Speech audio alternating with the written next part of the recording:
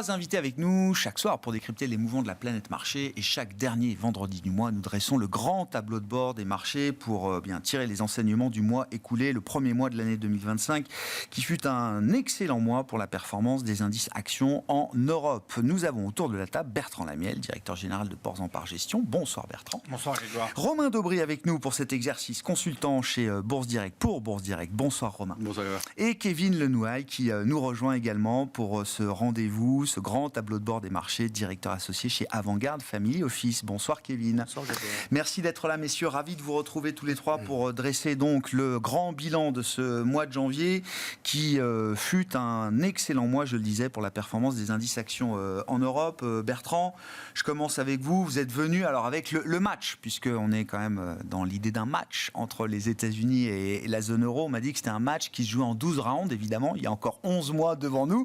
Mais le premier mois de l'année est quand même une victoire, peut-être pas par KO, mais une victoire sans appel pour les indices actions européens, Bertrand. Oui, clairement. Donc il y a eu un revirement de situation, c'est-à-dire que les indices américains, depuis globalement novembre, avaient pris de l'avance traduit en euros. On avait le change aussi pour nous. Et globalement, que ce soit le Nasdaq, le S&P ou le Russell, ils ont avancé. On le voit sur le graphe, ils ont bien cartonné. Et là, sur la fin de l'année, début de l'année, on voit l'Eurostoxx qui fait son rattrapage. On a assisté à un mouvement de ce qu'on appelle un mouvement de normalisation. C'est-à-dire que pourquoi l'Eurostoxx a monté ? En fait, parce qu'il y avait des sociétés qui étaient mal en point dans l'indice et qui sont relativement grosses, type ASML, type LVMH, qui ont eu un instant, c'est reparti un peu fort. Un ressort, quoi, un mouvement un peu ressort. Mais dans une tendance qui reste baissière. Et c'est ça qui a fait, entre autres, pas seulement, parce que d'autres valeurs qui se comportaient bien, typiquement les banques ont continué à bien se comporter, dans la tech, SAP a continué et continue à inscrire des niveaux plus hauts. Donc c'est pas seulement un mouvement de normalisation, mais les dossiers bien orientés ont continué à bien tirer. Et ce mouvement de normalisation fait que du coup, il y a eu... Comme tout ça, quand on le regarde côté valorisation, on s'aperçoit qu'il y avait quand même une décote de valorisation énorme entre les États-Unis, qui sont globalement très chers, et l'Europe qui, pour le coup, était vraiment décotée. Ça donnait un argument en plus pour pouvoir faire des rachats à bon compte sur le dossier européen. Visiblement, il y a eu des flux. Ils sont mesurés chaque mois par les équipes de Bank of America avec les données de PFR Global. Visiblement, en tout cas, on parle des fonds actions. Il y a eu des flux qui ont quitté des fonds actions tournés vers les actions américaines pour aller se réinvestir vers des fonds actions tournés vers les actions européennes ou de la zone euro. Oui, clairement, ça s'est accompagné de volume. Donc, ça donne un peu d'espoir sur la fin. Enfin, on peut estimer que les flux qui sont arrivés ne vont pas repartir tout de suite. Mais je ne mettrai pas... Globalement, je pense qu'il faut avoir les deux. Il faut avoir de l'Europe, il faut avoir des États-Unis. Ça va être une course de relais. Un mois pour toi, un mois pour moi. J'enterrerai pas les États-Unis trop vite, loin s'en faut. Il y a pas au bout d'un mois, quoi. En termes de valorisation, clairement, les États-Unis sont chers. Par contre, ils bénéficient d'un momentum qui est très haussier. Donc, les analystes continuent à réviser à la hausse. Bon, là, il est trop tôt pour analyser complètement la situation des publications, parce qu'il n'y a pas encore vraiment tous les secteurs qui ont complètement publié, mais sur les premières notes qu'on a, elles sont plutôt bonnes. Et notamment du côté des banques, donc encore une fois, qui outre-Atlantique comme ici performent bien. Les résultats sont bons et c'est intéressant de regarder les résultats des banques parce que si on regarde une JP Morgan qui est donc plutôt en version banque de détail pour partie, là, on a des bonnes nouvelles à tous les niveaux. Les Américains, ils sont en train d'empocher en fait la hausse des salaires, alors que l'inflation est en train de baisser. Donc, dans un premier temps, ils étaient clairement derrière, donc il y avait une perte de pouvoir d'achat. Là, ils arrivent au moment où ils regagnent du pouvoir d'achat. Les annonces de Trump probablement aident à l'optimisme parce qu'il est là en train de dire je vais baisser l'impôt sur le revenu, tout ça. Donc globalement, ça incite plutôt à dépenser, à avoir l'avenir en rose. Les esprits animaux, quoi. Voilà. Et côté Goldman Sachs aussi, pareil, une banque qui bat largement les estimations. Sur la banque type CIB, donc banque de marché, banque d'entreprise, pareil, les résultats sont bons et les perspectives sont plutôt haussières. Donc, à la fois, ils battent mais très largement les attentes puisqu'ils sortent 15% dessus les attentes, mais surtout, ils donnent des perspectives sur l'année qui sont plutôt plus optimiste que ce que les analystes attendaient. Ouais, ça a été carton plein là, dans la série de publications.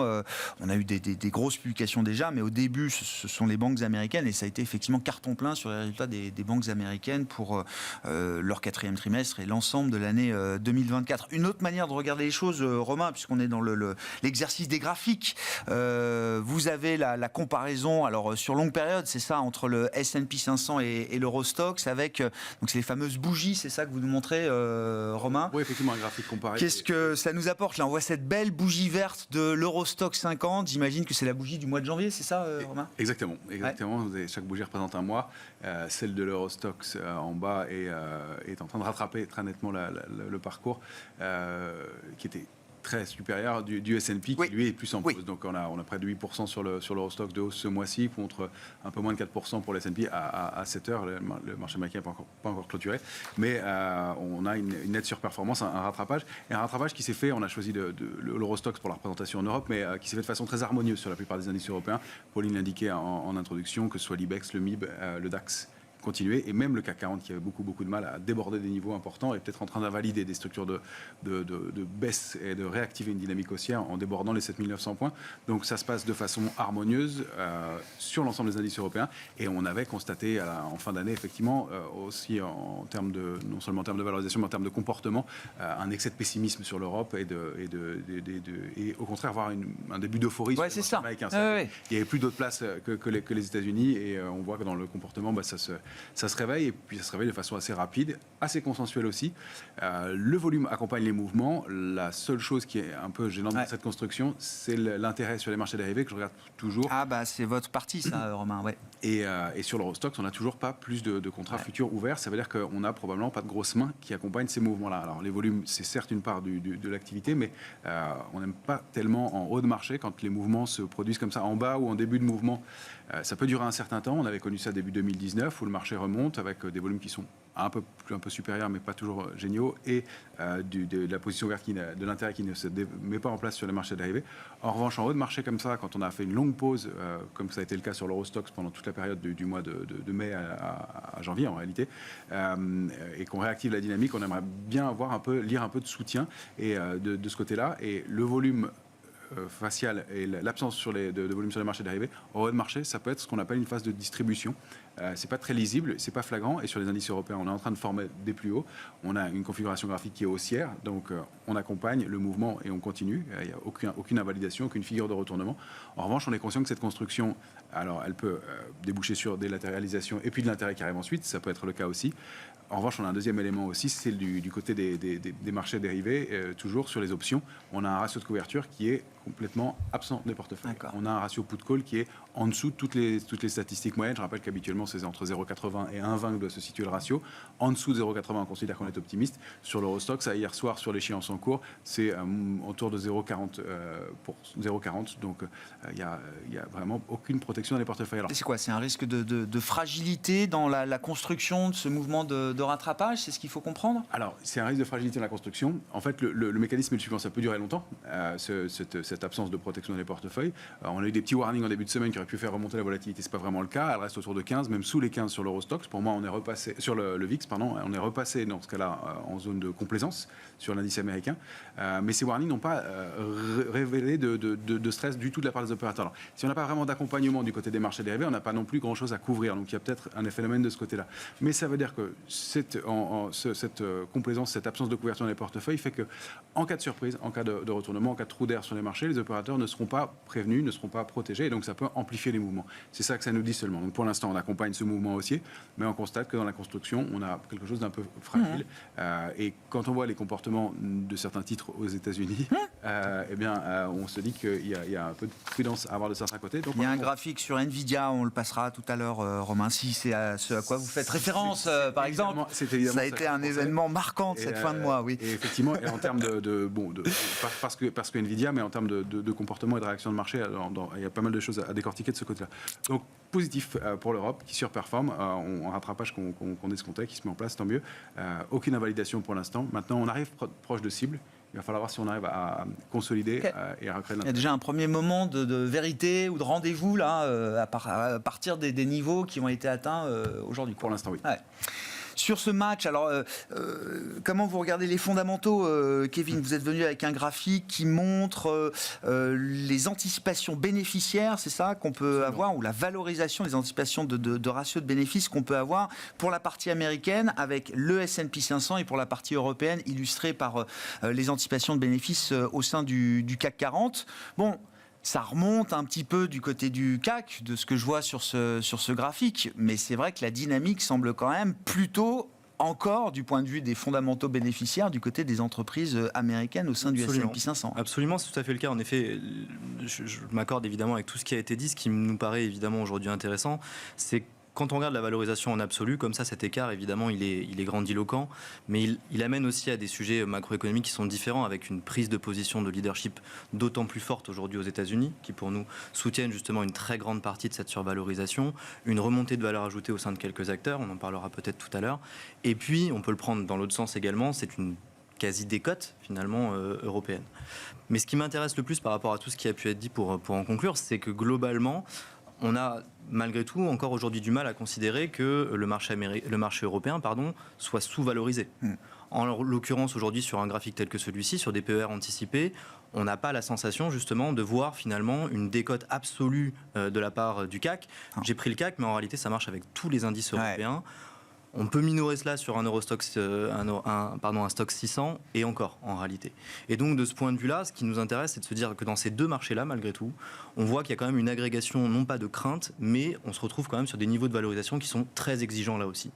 Tant mieux pour ce rattrapage de début d'année. L'Europe n'est pas si chère, et pas si peu chère que ça. Non, parce par rapport à la moyenne historique de valorisation du marché européen, on est dans les normes. On n'est pas dans les normes, voire dans le haut statistique. En réalité, alors tout dépend des indices. Et en réalité, les indices européens sont très biaisés parce que souvent plus contraints en termes de nombre de valeurs.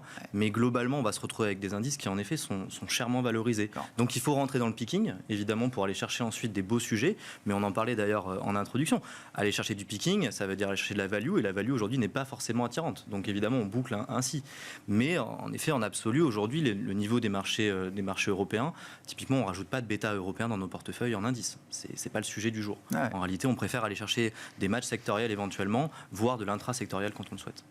Sur l'idée de la décote ou de l'écart de décote entre le marché américain et européen, comment vous regardez ça, Bertrand? C'est vrai que l'écart de valorisation entre les deux marchés est spectaculaire aujourd'hui, mais c'est pas tant le marché européen qui est peu cher que le marché européen qui est peut-être aussi richement valorisé, peut-être au-delà de l'habitude. Le marché américain est très très bien valorisé. Mais en fait, quand on dézoome, globalement, ça suit la croissance des bénéfices. Il y a une croissance des bénéfices qui est plus forte aux États-Unis qu'elle ne l'est en Europe. Donc, quelque part, ça plie un peu le match.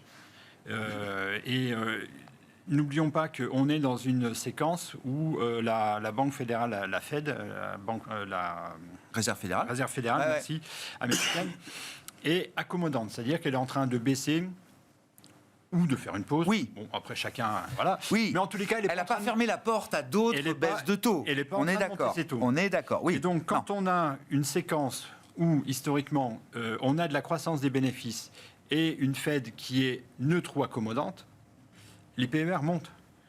Les PER ont tendance à monter. Dans 91% des cas, les PER gagnent 9%. Donc, à ceux qui pensent que c'est cher... Préparez-vous, ça va continuer. Oui. Mais c'était cher il y a un an, c'était cher il y a 2 ans. Donc il y a deux moteurs pour faire monter un marché ou une valeur. Il y a la valorisation. Donc il y a des valorisations qui sont attractives. Et il y a des moments value. Et là, on peut avoir des très beaux trends relativement longs. Et il y a un deuxième moteur qui est les perspectives, donc le momentum. Et là, la saison des publications, elle est en train de nous prouver que les analystes, c'est pas qu'ils ont été pris à revers, c'est qu'on est toujours dans le match classique où, sur la fin de l'année, ils ont revu à la baisse les attentes. Les entreprises dépassent, donnent des perspectives, en tous les cas pour celles qui le peuvent, qui dépassent et qui remontent les perspectives, ça se passe très bien et ça monte relativement fort. Donc on est dans ce jeu-là. Et donc nous, on pense que voilà, il y a encore des choses à faire, mais des instants de volatilité élevés, on peut, là en l'occurrence, DeepSeek n'était pas dû à Trump. Je pense que Trump va nous en fournir quelques-uns. Donc il faut de moments de volatilité. Oui. Ce qu'on a vécu là, la volatilité qui monte de 71%, oui, globalement, sur le moment. Il faut avoir en tête que là, on est dans le 6e ou 7e écart type. Enfin, je veux dire, on est sur un truc très, très exceptionnel. C'est-à-dire que sur les 20 dernières années, c'est arrivé 5 fois qu'on monte de 50% ou plus. Ouais. On était là, donc il y a quand même, le truc était quand même relativement important. Ouais. Sur la valo du marché américain, si on décompose un peu la perf de 2024, c'est assez équilibré. Il y a à peu près une moitié d'expansion de multiples et une moitié qui est aussi due à cette croissance bénéficiaire, importante, et y compris au sein des Mag 7 qui sont à plus 20, plus 30% de croissance bénéficiaire encore aujourd'hui et encore attendue peut-être sur 25 et 26. Et on a aussi un rachat des actions qui va continuer. On est à plus d'1 milliard sur 2024. On anticipe 1 000 milliards. Un trillion. Et on anticipe 15% de plus pour 2025 déjà. C'est quoi les secteurs qui restent? Vous êtes venu avec des palmarès sectoriels, là, sur le palmarès sectoriel qu'on peut dresser aux États-Unis. Alors là, c'est sur un an, votre graphique, Bertrand. Quels sont les secteurs qui restent des leaders confirmés? Vous citez la tech, la finance, la communication. Communication, c'est Meta. D'accord. Oui. Dans l'indice, il y a Meta et il y a 2 ou 3 trucs à côté. Donc voilà, donc ça continue à bien tirer. La finance, on a aux États-Unis comme en Europe une courbe des taux qui redevient normale, c'est-à-dire avec des taux longs plus que des taux courts. Donc ça, c'est bon pour l'intermédiation. Des taux qui ne vont pas baisser si vite, donc quelque part aussi pour la transformation du deposit, c'est bon aussi pour les banques. Une économie qui est relativement forte, donc il n'y a pas de défaut. Il y a un peu de chômage au plus bas. Le défaut commence à monter, mais on partait de bases tellement basses que globalement, c'est pas très grave en soi. Donc pour nous, pour l'instant, la tendance qui était en place sur banque, assurance, elle est toujours là. Dans la techno, c'est un peu en ordre dispersé. Ouais. Et je pense qu'on en parlera, mais maintenant, il va quand même falloir regarder des dossiers type Nvidia, qui commencent à marquer un petit peu selon. Les regarder comment? Parce que tout le monde le regarde Nvidia depuis longtemps déjà. Les regarder avec un œil un peu différent, c'est ça? Voilà, exactement. On était de très actionnaires depuis quelques années. Tant mieux. Là, on est en train de se dire qu'il va peut-être falloir réduire les pondérations parce que on a dans les Mag 7, ça commence. La dispersion, elle avait commencé l'an dernier, mais elle continue. Et donc Nvidia, qui a été longtemps un leader, là commence à être en mode pause. Et on voit bien les interrogations qui arrivent avec le sujet DeepSeek. Alors DeepSeek, c'est probablement... il faudra discerner le bon grain de livret. Mais en fait, on s'en fout, quoi. C'est-à-dire que ce soit DeepSeek ou un autre, DeepSeek montre qu'on peut faire de l'IA low cost. En tout cas, sans doute avec des coûts peut-être alors, low cost, non. Je pense que ce que DeepSeek démontre, c'est qu'il y aura plein d'IA. Et donc, il n'est pas évident qu'on est sur l'IA le même moment qu'on est connu où Google a viré Yahoo et est devenu le moteur de recherche universel. Je comprends. Il y en aura plusieurs et traduit au niveau des entreprises, chaque entreprise aura probablement, en tous les cas, c'est le chemin qu'elles sont en train de prendre, aura son IA avec ses données protégées, donc ses données perso, celles qu'elle ira chercher pour alimenter. Et donc, le sujet, ça va plus être la capacité à traiter de la donnée, à la rendre intelligible, parce que de la donnée, les entreprises n'en manquent pas, sauf que les bases de données sont pas reliées, et que quand on va taper dans une base de données, le premier boulot, c'est déjà de dépolluer. Parce qu'il y a des trucs qui sont garbage in, garbage out. C'est souvent ça. Si vos données sont pas bonnes ou pas bien raffinées, à la sortie, vous aurez que des mauvais résultats. Et il y a des données qui sont présentes dans les entreprises, mais par exemple, il va manquer la date. Donc, il va falloir l'enrichir. Et donc, c'est probablement plutôt de ce côté-là qu'il va falloir aller regarder avec des titres comme Palantir qui me paraissent à ce stade un titre relativement intéressant pour travailler. Ça publie lundi soir, Palantir. On va surveiller ça très près. C'est ça. Bon, parlons de Nvidia. Romain, vous êtes venu avec le graphique Nvidia, avec une vue mensuelle et une bougie bien rouge, effectivement, après un top de marché sur Nvidia. Plusieurs, en effet. Et si vous me permettez, juste un petit commentaire par rapport à ce que, sur l'Europe déjà, par rapport à ce que disait Kevin. En effet, je pense qu'il va falloir entrer dans une séquence de stock picking et vraiment de faire de l'intrasectoriel. C'est flagrant sur le secteur du luxe. LVMH, on voit qu'il n'y avait plus beaucoup de momentum. La zone 760-787, elle va être très, très difficile à déborder pour le titre. C'est passé sous 730, c'est même pas un très bon signal à court terme. On fera l'Europe après, mais sur Nvidia, puisqu'on parlait de la tech. Allons sur Nvidia. Alors sur Nvidia, à proprement parler, Nvidia, depuis le mois de juin dernier, on avait constaté un tel consensus sur les marchés dérivés, on l'avait évoqué ensemble, qu'il n'y avait plus un acheteur possible. Il y avait 80% d'options d'achat par rapport à 20% d'options de vente. Donc on voyait qu'il y avait un momentum bloqué. Ça se traduit très bien graphiquement. Et Nvidia a fait ce qu'on appelle, il y avait dans toute la période de l'été, on le voit, au-dessous du support à 113,60, toujours des mèches basses. C'est-à-dire qu'on repayait systématiquement les niveaux. Regardez où sont les mèches maintenant. Depuis 4 mois, elles sont toutes au-dessus de 140,80. C'est-à-dire qu'on n'arrive jamais à clôturer au-dessus de ce niveau-là. Et puis, le mois dernier, au mois de décembre, on a fait un avalement baissier. La bougie du mois de décembre englobe la bougie du mois de novembre.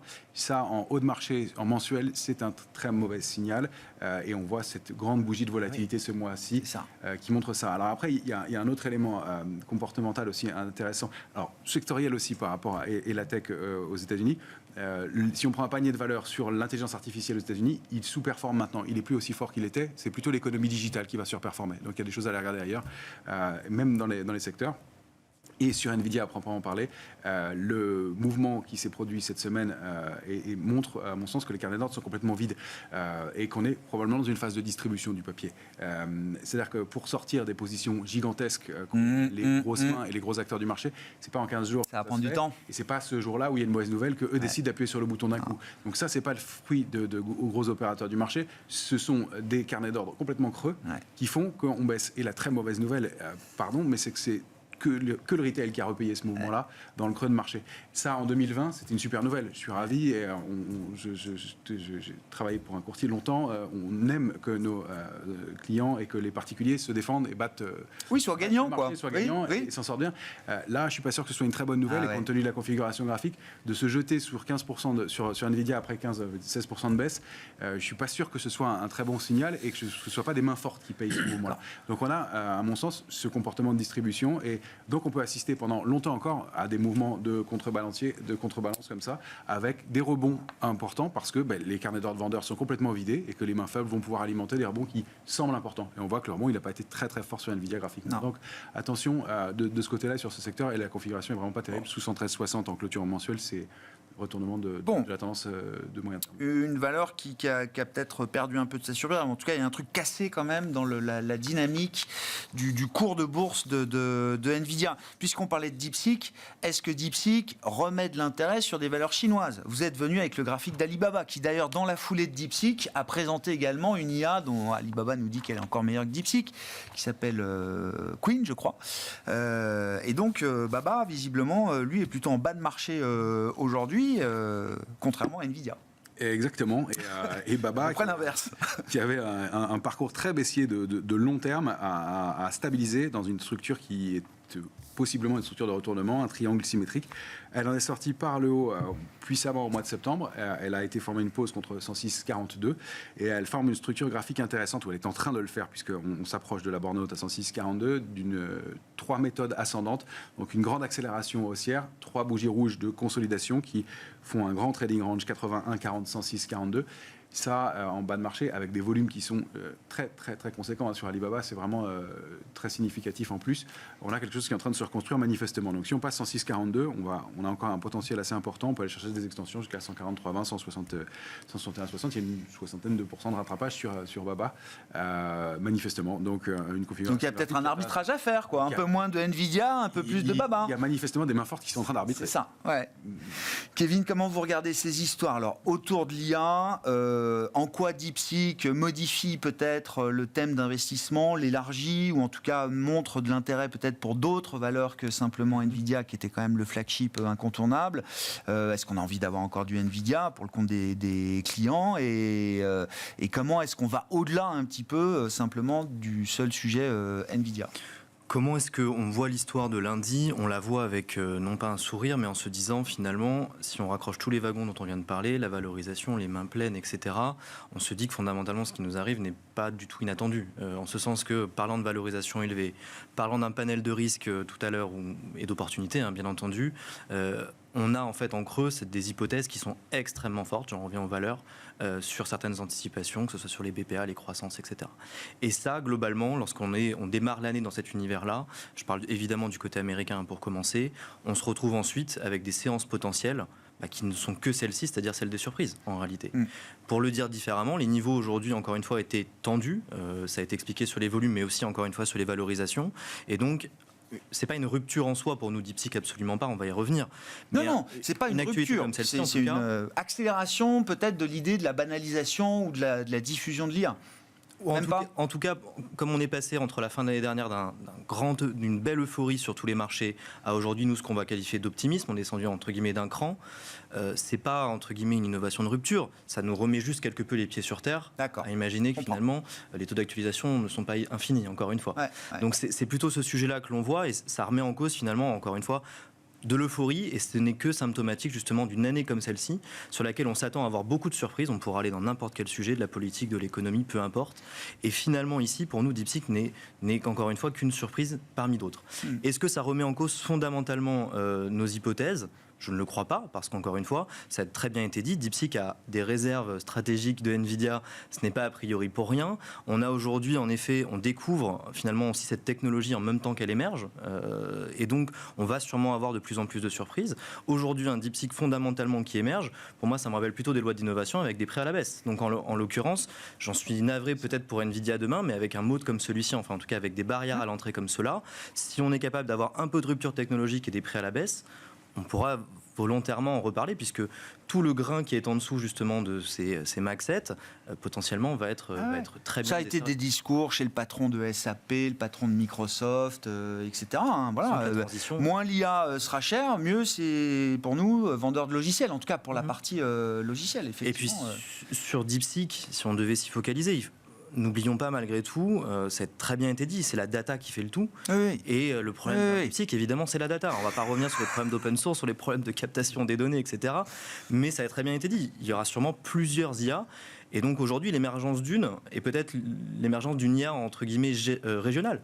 On a longtemps parlé, vous et moi, de mondialisation à régionalisation. On y revient en réalité. C'est une course très régionale aujourd'hui, dans laquelle l'Europe est placée bizarrement, ça, on l'évoquera peut-être. Et donc fondamentalement, DeepSeek n'est pas une très mauvaise nouvelle, je le trouve. Sur la partie macro, là, comment vous regardez un peu les choses ? Vous êtes venu avec un graphique qui montre les croissances du PIB mondial. C'est le PIB mondial par rapport au volume d'échanges commerciaux.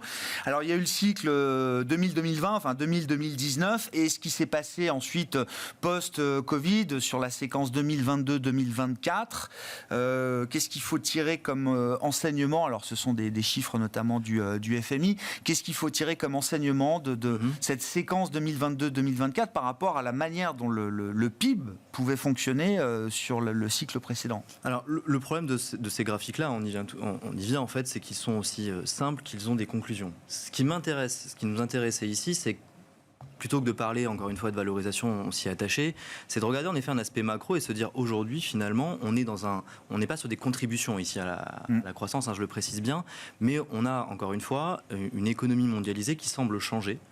Et sans parler de contribution, en réalité, on a des volumes aujourd'hui d'échanges qui ne sont pas les mêmes, en tout cas en croissance. Et pourtant, on a des croissances elles-mêmes du PIB mondial qui se maintiennent, même si on a un léger recul. Le point qui est important, c'est qu'on peut rebondir en fait sur toute la discussion qu'on a depuis le début, à savoir les contributions justement de croissance ensuite, c'est-à-dire les valeurs ajoutées, les productivités. Et selon nous, ça peut être justement l'un des éléments d'explication de ce type de valorisation élevée aux États-Unis.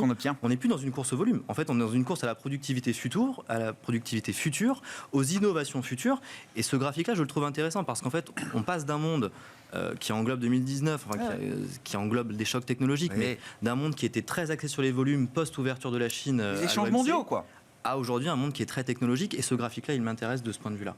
Il ne dit rien de plus, à mon avis, selon moi. Il ne faut pas avoir trop d'analyse de ce point de vue-là, mais quand on parle d'IA, en réalité, on parle d'une course, encore une fois, à l'armement, 2.0, et celui-ci est intéressant parce que ça signifie que les moyens alloués notamment par les États, ils se redistribuent beaucoup moins sur les volumes que sur la future productivité. Et c'est aussi comme ça qu'on peut comprendre ensuite des anticipations de BPA ou des hypothèses qui peuvent paraître un peu farfelues, notamment sur certains sujets, certains titres.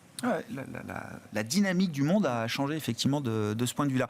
Il faut qu'on parle des taux aussi. Alors Bertrand, vous êtes venu avec un graphique qui montre là aussi l'idée du match entre l'Europe et les États-Unis, ou de la comparaison, avec l'idée qu'il y a un changement de régime sur les taux longs, qui est alors là pour le coup vrai aux États-Unis et vrai par sympathie au moins en Europe.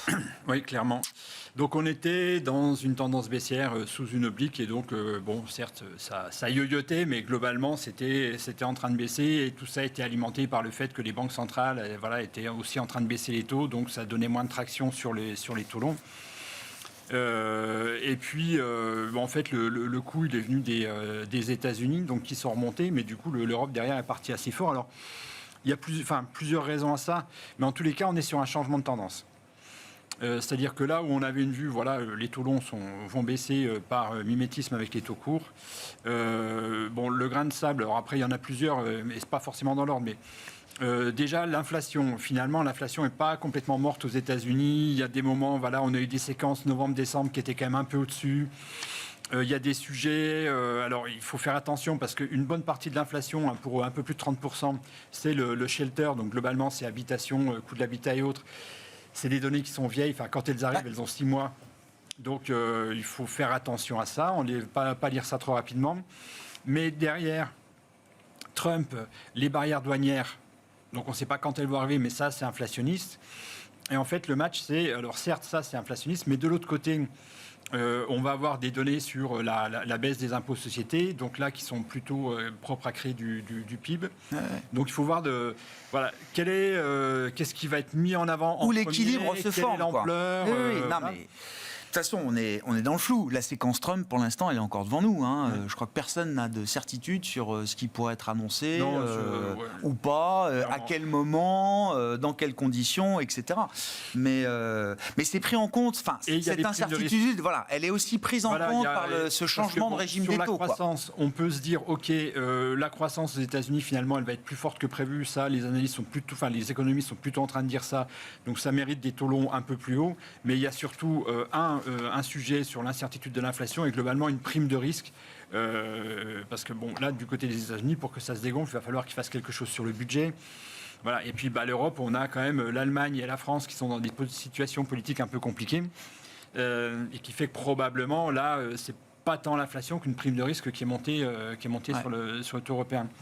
Donc tout ça, la conséquence immédiate, c'est qu'on l'a vu sur le secteur immobilier qui était en train de repartir.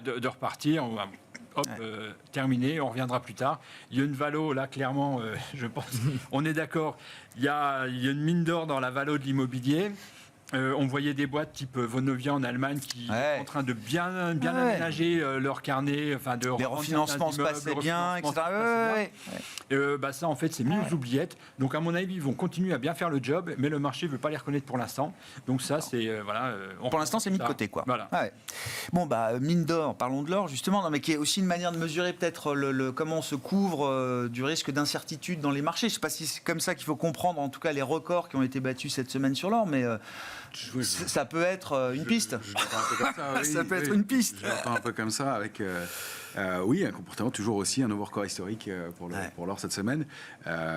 Un comportement graphique très propre, 2623, 2746 pendant 4 mois, et puis on en sort par le haut. Les cibles, vous les avez sous les yeux, 2875, c'est quand même pas signe de complète complaisance où il y a un petit peu de stress quand même dans le marché. Ouais, c'est ça. Sens aussi, parce que toute la partie spéculative... C'est pas un risk-on général démesuré, quoi. Non plus. Et en tout cas, des alternatives et des changements de comportement, ou en tout cas, changement, il n'a pas changé sur l'or puisque ça reste haussier depuis longtemps, mais des actifs qui intéressent toujours, alors que les crypto-monnaies sont peut-être en pause pour l'instant, en tout cas certaines, les plus grosses. Il y en a d'autres qui font des parcours très, très importants. Donc, toujours un parcours haussier sur l'or, les métaux précieux en général. Je parle souvent de l'argent, donc j'ai choisi l'or aujourd'hui, mais il y a effectivement toujours des choses qui se mettent en place de ce côté-là, et donc sur les autres métaux précieux, peut-être des risques inflationnistes en effet. Bon, et vous êtes venu avec le graphique du palladium, là aussi. Palladium, c'est important ce qui s'est joué ce mois-ci, effectivement. Ah oui. C'est le mouvement inverse de ce qu'on décrivait sur Nvidia. C'est un avalement haussier cette fois-ci. D'accord. La bougie du mois de janvier, sauf cataclysme, est en train d'englober celle du mois précédent. On a ouvert plus bas que le mois précédent et on va clôturer nettement plus haut. Le palladium était en hausse de 3-4%, je crois, en arrivant. on est en train de reconstruire quelque chose. C'est un signal qui est fort en bas de marché, un avalement haussier mensuel. Le palladium, c'est quand même un métal de la transition énergétique. C'est utilisé énormément dans l'industrie automobile, 80%. Il y a quand même 15% pour tout ce qui est électronique. Il y a un vrai usage, quoi. Donc il y a un vrai usage pour le palladium, et qui est alors en revanche un arbitrage, vous le voyez sur le graphique, qu'il faut avoir avec parcimonie, parce que c'est hyper volatile. Mais quand les mouvements se mettent en place, ils sont assez brutaux. On avait connu un épisode assez fort au mois de hausse au mois d'octobre. Donc on est en train de mettre quelque chose en place. Si on arrive à aller chercher 1256, ce qu'on avait vu au mois d'octobre, on a un bon potentiel d'accélération pour aller chercher 1664 au moins. Ça fait une bonne soixantaine de pourcents de hausse sur le palladium. Ça paraît être un arbitrage intéressant, encore une fois, à pondérer correctement selon sa sensibilité au risque, parce que c'est sportif, mais il se passe quelque chose aussi, et un rattrapage probable de ce métal précieux en particulier. Si on regarde aussi la classe d'actifs crédit, par exemple, avec vous, Kevin, toujours intéressant de regarder ce qui se passe du côté de la dynamique des obligations d'entreprise, le crédit corporate. On a parlé des taux souverains, avec évidemment le changement de régime et des banques centrales qui tâtonnent un petit peu à la recherche de la prochaine baisse de taux, on va dire les choses comme ça. Et puis ce niveau d'incertitude, est-ce qu'on le retrouve dans des spreads de crédit? Vous êtes venu avec le graphique des spreads de crédit en zone euro pour les obligations d'entreprise européennes. Est-ce qu'on retrouve du stress dans ces marchés-là aujourd'hui, ou pas encore, ou pas forcément, Kevin? Je vais choisir pas encore. Pas encore. J'allais dire non, mais en fait le pas encore m'est offert, donc ça va être la ce qui est intéressant, c'est, ça a très bien été dit, le marché obligataire est très circonspect par rapport à ce qui se passe, beaucoup moins euphorique ou optimiste sur l'environnement. On parle du rattrapage Fed, on pourrait parler d'un rattrapage BCE également, bien entendu. Mais en effet, là où ce marché-là reste très circonspect, ça se voit beaucoup moins aujourd'hui dans le crédit. Les spreads de crédit qu'on a sous les yeux, ils sont tassés. Et ils restent tassés. On a des primes aujourd'hui, pour le dire différemment, qui sont faméliques pour aller vers du crédit. Donc là aussi, du bond picking, mais le bond picking est beaucoup moins soumis à l'arbitrage que d'autres. Il n'y a plus de matelas de protection, quoi. Il n'y a plus cette prime de risque, ou ce spread, comme vous dites. Tout ça, c'est complètement resserré. Non, celui que vous avez sous les yeux, c'est 92 points de base. En général, sur l'aggregate. Évidemment, il y a des disparités. La question étant, où est-ce qu'on veut se placer sur la courbe et où est-ce qu'on veut se placer sur les notations. Aujourd'hui, le sweet spot, avec notre clientèle, il va se situer globalement en mid-duration européenne. Donc, mid-duration européenne, on va tabler entre du 5 et 7. En 5 et 7 ans. En 5 et 7 ans, pardon, vous avez raison. Donc ça nous donne quand même un peu de sensibilité aussi, méfiance là-dessus. Et en l'occurrence, on était très triple B il y a encore 18 mois. On se pose très fortement la question d'aller vers du double B. Et on franchit un cap ici qui est absolument pas bienvenu historiquement. Aller de plus en plus loin dans l'échelle du risque. Donc aujourd'hui, on s'en préserve, mais ça montre cette course au rendement qui va arriver. On a eu 2 années exceptionnelles sur les performances crédit. 23 et 24 ont été exceptionnelles avec une volatilité très faible. Et sur les États-Unis d'autant plus, et d'autant plus en ont couvert. Donc en effet, on ne peut pas s'en plaindre.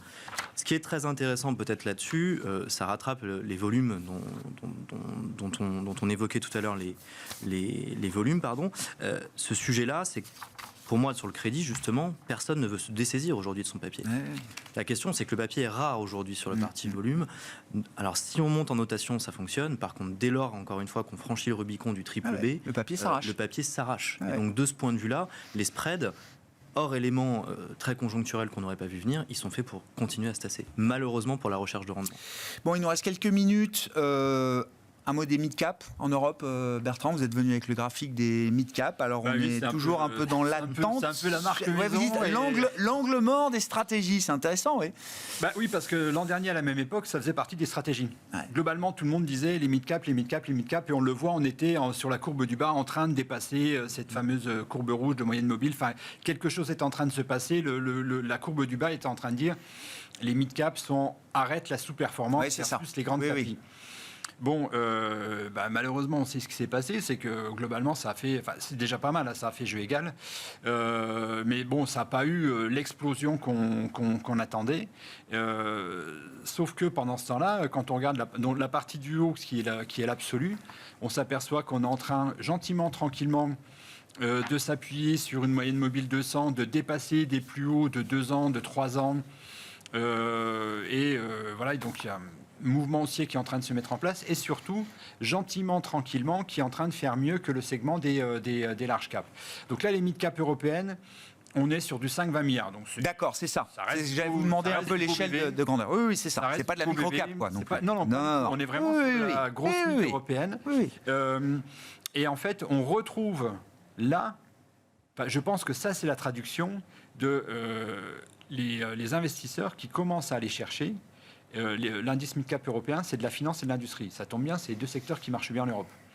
Et donc là, on a des banques régionales italiennes, on a des banques espagnoles. Grande recomposition on a du paysage bancaire italien voilà. en ce moment. Hein. On a des banques autrichiennes, Commerce Bank par exemple, Ouais. voilà. Et en fait, quand on va regarder après qu'est-ce qui se passe à l'intérieur, pourquoi en fait on va chercher ça, grosse transformation sur le déposit avec les taux qui sont élevés. Elles ont un déposit énorme, c'est elles qui ont le plus gros déposit en pourcentage versus les banques plutôt du Nord. Et des économies qui vont plutôt pas mal. Ah ouais, Et donc, on l'a vu dans les chiffres de PIB. voilà, donc on a ça. Et puis après, des industries. Bon, alors après, là, on est vraiment dans du picking intra-sectoriel. Mais voilà, ça, Mais c'est des secteurs qui alimentent quand même peut-être le début d'un regain d'intérêt pour des Oui. indices mid-cap. Et quoi. avec du volume qui vient, donc à suivre. Ouais, bon. On conclut avec vous, Romain, des mid-cap pour redire un mot du stock 600. Ça a été le grand gagnant de ce mois-ci. L'Europe, on le rappelle, qu'est-ce qu'on peut dire de la configuration technique là, et de ce que ça peut inspirer pour la suite, Romain? On arrive à un point déjà important, tout de suite, enfin dès maintenant. Ouais, c'est ce que vous disiez tout à l'heure. C'est déjà le moment de rendez-vous avec des niveaux importants. Exactement, sur l'Eurostoxx 600, on évolue sur l'Eurostoxx 600 au sein d'un canal haussier de long terme extrêmement propre, puis il fonctionne parfaitement depuis 2009. On voit qu'on a buté dessus évidemment en 2016 et puis 2022 pour toucher la borne basse la dernière fois avec un grand trou d'air évidemment au moment de Covid.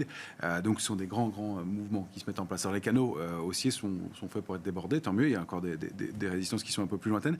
Mais moi j'aime effectivement l'idée du picking intrasectoriel. Et c'est ce que je me dis, c'est que peut-être l'histoire, et c'est pour ça que je ne cherche pas tellement d'objectifs haussiers au-delà sur les indices, ça se mettra peut-être en place, pourquoi pas. Cette construction avec ce manque d'intérêt me gêne un peu. En revanche, il y a peut-être des choses à faire sur pas mal de titres. Et small et mid-caps, il y a des choses peut-être small aussi, et mid-caps. Et puis dans les secteurs eux-mêmes, c'est intéressant de voir le comportement. Le secteur du luxe, par exemple, qui vous disiez, le concert tout le temps, bien, on voit que Hermès est sur des plus hauts historiques, alors que... Kering, non. Kering, non. Et il y a peut-être quelque chose à regarder du côté de Kering, justement aussi graphiquement, pour lequel on avait alerté, je me souviens, ensemble au mois d'août 2020. Ah oui, oui. 21, pardon, sur un top de marché où elle avait baissé avec 3 fois les volumes habituels. C'est la première fois que je m'y réintéresse depuis. Bon, c'est des petits signaux quand même. Merci pour cet éclairage des marchés à travers ce grand tableau de bord des marchés. Bertrand Lamiel a été avec nous, Ports en Par Gestion, Romain Daubry, consultant pour Bourse Direct, et Kevin Lenoy, directeur associé chez Avantgarde Family Office.